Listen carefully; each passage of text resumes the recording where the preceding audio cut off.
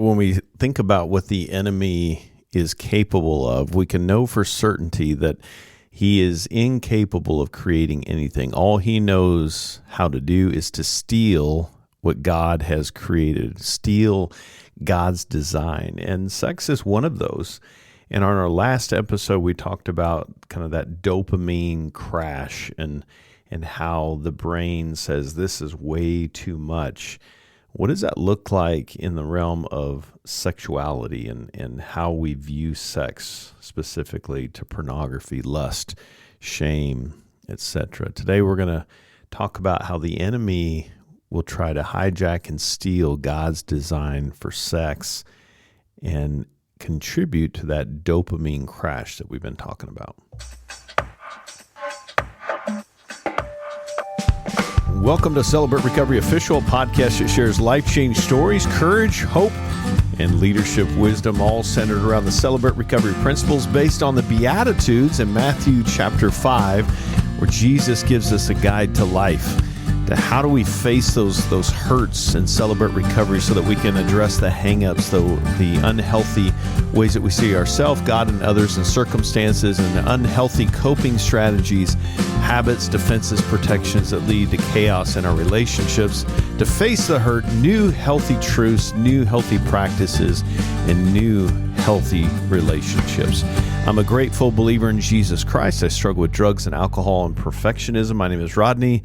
I'm the Global Field Director with Celebrate Recovery. It's good to be back with you guys. Hope you are having a good and happy new year. Now, almost a month into the new year, and hopefully you're making some good choices and really starting some new habits. Thanks for listening. Another year on our podcast, Celebrate Recovery Official. I always say when people stop listening, we'll stop producing. And so as long as you're finding value and listening, and we're seeing that, then we'll keep doing this. But as always, if you got ideas, please don't hesitate to send them our way. We'd love to hear your thoughts and topic ideas. I got a couple of testimonies coming up that I'm going to be interviewing some great folks that have reached out, so I'm excited about that. But so on our last episode, kind of unpacked dopamine crash, and a quick recap, that's just that dopamine reward chemical in our brain. When that God has a really beautiful design for dopamine releases, but when it's unnatural, which is when the enemy starts to get involved, it can reduce our kind of our sensitivity, kind of that production that comes afterward, and even create this crash. That's what we call it, hence the dopamine crash. And that's literally where our brain is just saying, hey, that was way too much, and it tries to overcorrect. And that's where we'll become sluggish. We may even see things that mirror depression or not being productive. We go into doom scrolling, all those things that we just lose energy. We go into a fatigue kind of mindset. But today I wanted to kind of piggyback off of that dopamine crash and just lean into more. One of the things I mentioned on the last podcast was pornography and sexually acting out, and really kind of unpacked how sex can be stolen. God's design can be stolen, hijacked from his original design. And so want to spend some time talking about that today. And right out of the gate, it's important to note, sometimes we shame sex. It's just God's beautiful design in the context of marriage. And we want to make sure that we're honoring that. But sometimes we can look at sex as dirty and bad, but in the confines in a relationship, in a monogamous relationship, it's a beautiful thing. It truly is. God created sex as a sacred gift, not as this secret shame. So if we're to believe that, and I hope you do, that's God's design, we can hold in our heart that it was created. Sex was created by God as a good. It's a way to bond. It's a way kind of to secure our covenant, not just physical, not just physically, but relationally and even spiritually under God's design. It's a good way to honor God in the confines of a marriage. And so a couple passages that we can go to, Genesis 2, verse 24, that is why a man leaves his father and mother and is united to his wife, and they become one flesh. God brought man and woman together in marriage is a beautiful part of his design. And sex is a way of honoring that marriage. And Hebrews 13:4 reminds us marriage should be honored by all, and the marriage bed kept pure. And so, in God's design, this is why pornography, this is why acting out sexually is so destructive, because it goes against God's design. In God's design is to unite two people in a monogamous relationship in commitment. It's a way to express safety. It's a way to express trust. It's this mutual giving of one another in the confines of marriage, and it's a beautiful thing. But here's what the where we get a little bit distorted, and sometimes when I'm sitting with couples, we'll unpack this a little bit. Sex was meant to flow from intimacy, not replace it. He said, "Well, isn't that intimacy?" Well, when we are not emotionally connected, sex is not God's design. It becomes just this tool, and so it's meant to flow from intimacy. So when we're in an emotional connect in our marriage, it makes sex that much more beautiful. It's God's design. It's not intended. Sex is not intended to replace intimacy, and sometimes we use it. We get very mechanical with sex, and it's just an act. It's just to get to the finish line, and that's why it's not satisfying for people, and they keep upping the ante. That's why pornography is so destructive, because our dopamine hits that we're getting in that, it's being overused and over functioning. It's kind of spiking unnaturally. And we're getting way too much of it, and so we crave more. We see that in other forms of addiction as well. That's with any addiction.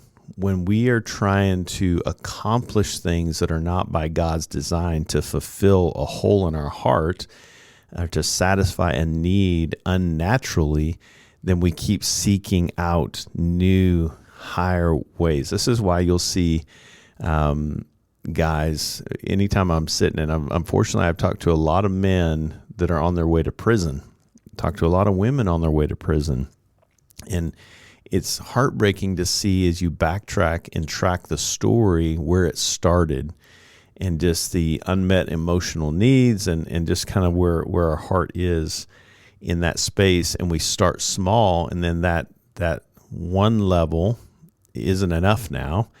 And so we graduate to a higher level and a higher level. And then we find ourselves in spaces that if we would have asked ourselves years ago, would you ever consider that? Are you kidding? There's no way.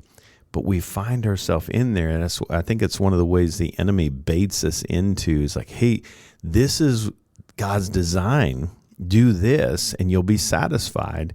And in reality, it only pollutes the water, and we're literally drinking toilet water, which is a disgusting thought to think about. But that's what the enemy tries to keep us in. I think one of the things that the enemy does is he'll hijack God's design through lust. You can even say kind of distorted thinking. Satan literally destroys and distorts God's design. And lust is one of his biggest weapons. He kind of creates these counterfeit options for us to choose from. We read this in Celebrate Recovery often. The thief comes to steal, kill, and destroy. comes to bring life. Jesus brings life, but the enemy is about stealing.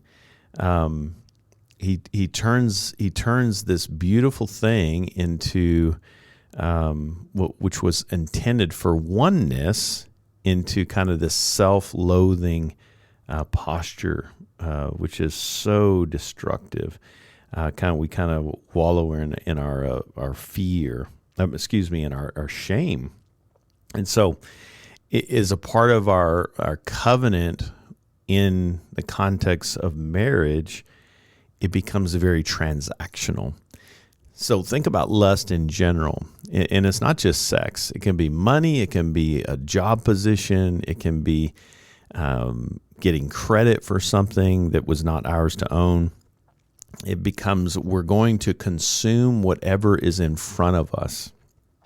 Talk about distorting God's design. It becomes very transactional rather than God's design. So bodies become objects. Instead of loving people, we use them as a transaction. When we chase that lust feeling instead of building intimacy through building trust with our partner, we'll avoid vulnerability in these spaces, and we still crave. This is why we keep upping the ante. We think that we're meeting the need, the closeness need that our heart and mind is craving, but it's actually creating a deeper hunger and thirst. That's the irony of lust, is the enemy says, do this, have more of this, more is better. And what it actually does is fuel the hunger and the thirst. It fuels the craving. And what we don't realize that underneath that is just closeness. And some of you may have heard this, in the opposite of addiction is connection. And then we see that play out in marriage. And too many men and women that I've talked to in a counseling setting or in a ministry setting that are they're finding they're craving the closeness, but their relationship, sexual intimacy has just become a transaction. That's not God's design. So we avoid vulnerability. We don't know how to be emotionally intimate with our partner. We don't know how to be mentally, spiritually, emotionally intimate, making God the first. We talked about that with codependency, right? Dependence on God creates healthy independence, security within myself, so that I can be healthy interdependently. When I'm not having healthy intimacy with God, emotionally, mentally, spiritually, then that closeness craving grows, and I don't know how to be healthy interdependently, so I become codependent, and I'm putting dependence on something else. And that's where lust and sexually acting out and all that, if you're in the middle of this is why it's so important. If you're trying to repair that, start with God.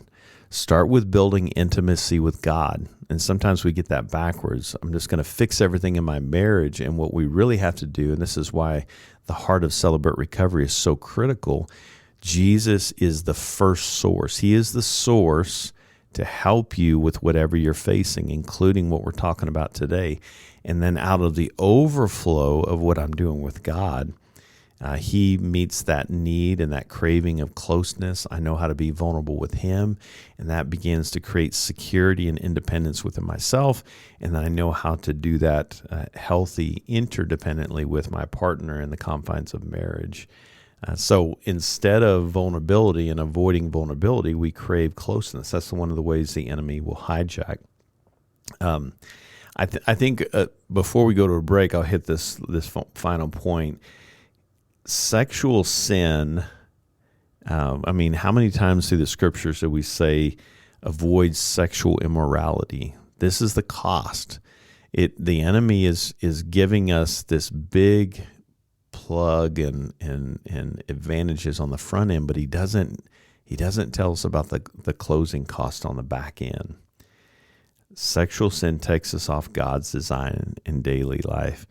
And that's why we're talking about it. That's why we want to be aware of that so that we can move forward and live out God's design so that we can live in honoring Him through our marriage, through sex. So going to take a super quick break. When we come back, continue the conversation. Important topic for us as we move forward in our recovery. Stick with me. I'll be right back. Hey friends, did you know that we have an online meeting every single Wednesday at noon Pacific? People from all over the world will come and they'll join us. We'll have a little mini testimony. We'll have a devotional. And then we break up into gender-specific groups. You may just listen. A big part of this process is just hearing hope from others. Or maybe you want to share, whatever you prefer. I guarantee you'll walk away encouraged. Give you another meeting on the way to your other meeting in person. Give you that oxygen for your soul. Join us. If you'd like to, go to celebraterecovery.com. Welcome back. So, tough topic here, and I know we don't normally talk about this kind of stuff, and I think there's probably that fuels the shame, but we got to talk about it because there is a way to honor God's design. Sex in and of itself is not a bad thing. It's not a dirty thing, but we just have to do it the way God designed, and when we don't, there's a cost to that. So, before we went to break, I was just talking about how sexual sin, sexual immorality, as we see in the scriptures, takes us off God's purpose, takes us away from God's design in our daily life. When we stop applying sex according to God's design, it begins to leak and bleed over into everything. Listen to 1 Corinthians 6, 18, 19. In summary, he who sins sexually sins against his own body. So often I'll hear people say, well, it's not hurting anybody else. It's me. It's a me issue. No, it will bleed over. And probably the biggest cost is emotional intimacy. I don't know how to be emotional intimacy with my family, let alone my community. And so if I'm in pornography and I'm getting that dopamine hit over functioning God's design for that release of chemicals in my brain, it's isolating me. And so I can have difficulty in these spaces. One of those costs is emotional intimacy. I don't know how to be intimate with anybody around me emotionally. The shame cycle kicks in, right? We hide things. We begin to live a double life. We're this way with people in this setting, but this way in private. And that's where isolation starts kicking in. Maybe it's just easier to be alone. That way I don't have to keep up with the secrets, and those shame cycles start to kick in. And the sad thing is we start to objectify everyone. Instead of seeing the opposite sex as God's daughter or God's son, we begin to objectify, easy for you to say, right? Objectify people, and we find ourselves in a really stuck cycle. And so we want to be intentional about calling that out, not to shame ourselves, but to keep from being stuck. Anxiety will rise in these spaces. We get into comparison, fear of abandonment. Some of those old hang-ups and habits, defenses, protections begin to kick in, and we lose the ability to self-soothe in healthy ways. There are good coping strategies, prayer, meditation, exercise, taking walks, healthy conversations with a trusted person, vulnerability, honesty, all those things. But what we do is we default to fantasy. We begin to ruminate on the wrong things.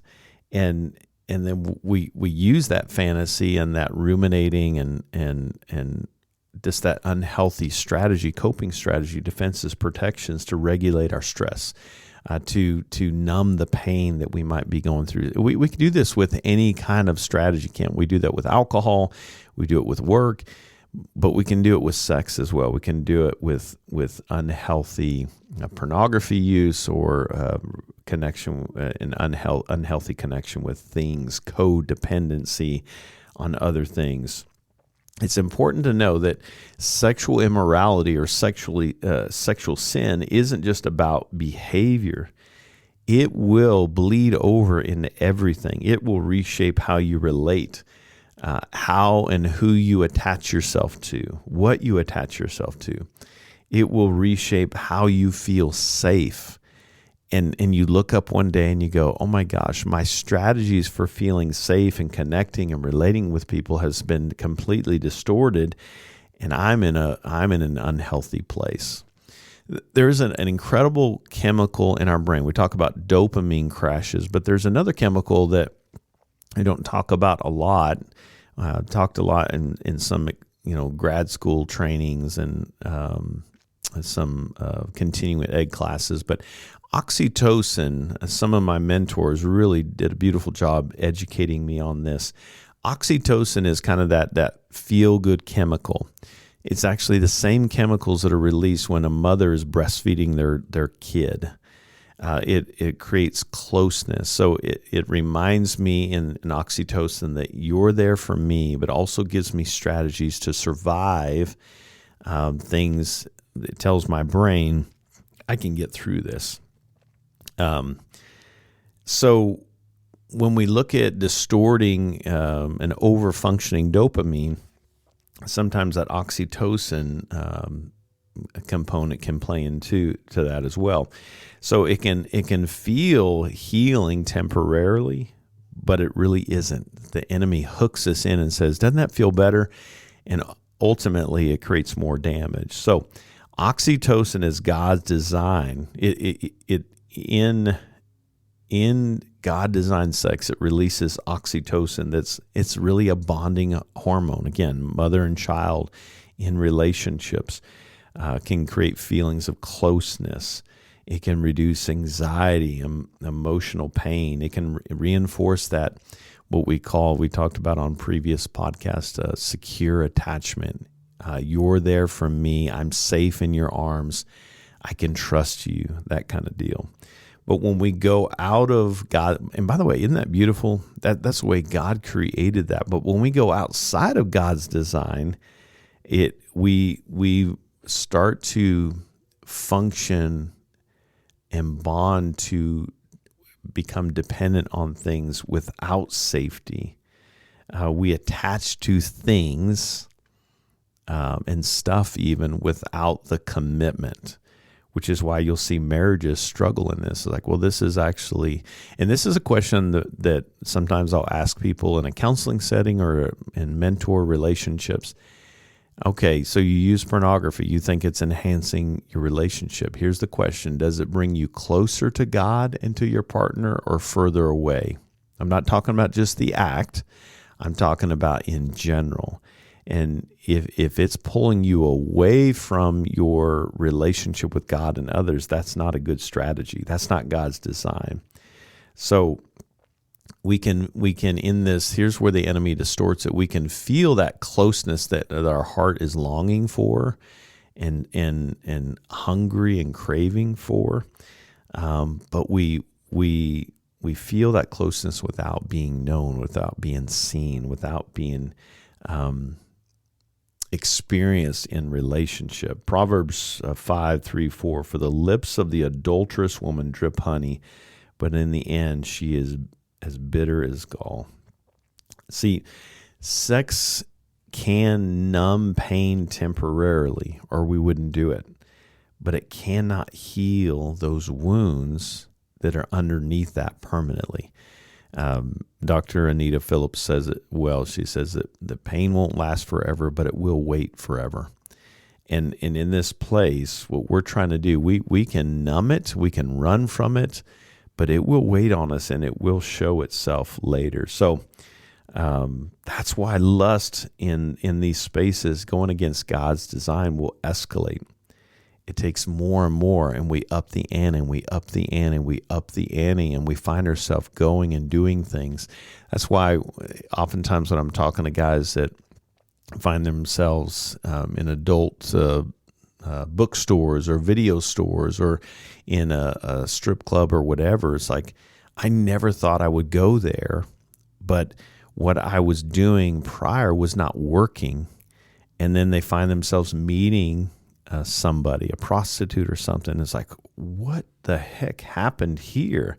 The lust will escalate because we're going against God's design. Only God can fulfill that longing for closeness that your heart and your mind is longing for. And when we go against God's design, this is why it's so critical to acknowledge I have a problem and I need to do something different. Because if we keep feeding that old narrative, that old way of strategizing and filling my pain, my whatever's going on in my life, it will just grow the problem. We need more and more and more to get that same high, so to speak, or that same relief, if that's the case. So in this space, what happens is we find ourselves trying to temporarily fix a problem. And the reality is we can't fix it. We're actually compounding the problem. It's just important to know that as we walk into that space. This is a big topic, guys. And honestly, I think this is one of the things when we look at sex trafficking and we look at the problems that we see in our world. It's a world problem. And we see people being affected by it. The enemy starts with us. He starts with the mind. He starts with trying to give us this false narrative, this false strategy, this counterfeit solution to our pain, to our struggles, to our longings for closeness that only God can give us. And in the end, it just grows the problem. And we see this play out in destroying marriages and destroying families. We pass these strategies down to our kids. How many times have we seen, I found my dad's collection. Now it's on the internet, right? We stumble onto things. These algorithms and stuff, they'll grab you and they start with something small and then it grows into something big and it feels like it's satisfying us, but in the end, it just grows the longing. Here's the hope. If you're struggling with pornography or struggling with acting out or unhealthy sexual immorality against God's design, it feels hopeless. But let me tell you, the enemy will whisper this in your ear. There's no hope. Nobody recovers from this. And that is a big fat lie. I can count too many men and women in my life that have walked through this with great success. And it wasn't because of what they were doing. It was because of what Christ is doing in and through them. Power doesn't come from us in this. It comes to us and works in us and works through us. And it starts with day one. So if you're struggling with that right now, and we'll do a part 2 on this, if you're struggling with that right now, the very first thing you can do is just acknowledge it. I struggle with this. I struggle with going against God's design, with pornography and lust and distortion, and sexually acting out or whatever that is, whatever sexual immorality looks like for you. All you have to do is start with, you don't have to fix it today. You just have to acknowledge it today. And then once you make that decision, trust the process. And if you will give it time, if you will one day at a time invite people into that space, begin stimulating your brain with new and different, deeper, more spiritual things, getting yourself around community, maybe dealing with the underlying wounds that you've been numbing. And that's the beauty of what we do in Celebrate Recovery. You will begin to see fruit, and you will look up one day and turn around, look back and say, I'm not who I used to be. I'm a better man. I'm a better woman today, because this is not just a male issue, by the way. Unfortunately, our culture has made it that way. Women struggle with this too. The enemy, he's not prejudiced. He will go after men, women, children, everyone that he can. We can fight this, and we've seen people experience that hope in their life. He can do the same thing in your life if you'll just trust him. Make a decision. Trust him with the process. Celebrate Recovery is one of the strongest tools, processes that I know, a resource that points us to the source. I know this is a hard topic, and many of you listening may be struggling right now. Hey, don't face it alone. Don't let the enemy shame you. Take that energy of shame and point it back to the longing in your heart. I need connection. I feel disconnected. I need you, Father, and let him do the rest. And we'll celebrate our recovery together. Hey, join us at a group near you. We'd love to have you. And thanks for being with me today. I pray that you'll join me next time. Until then, God bless you guys.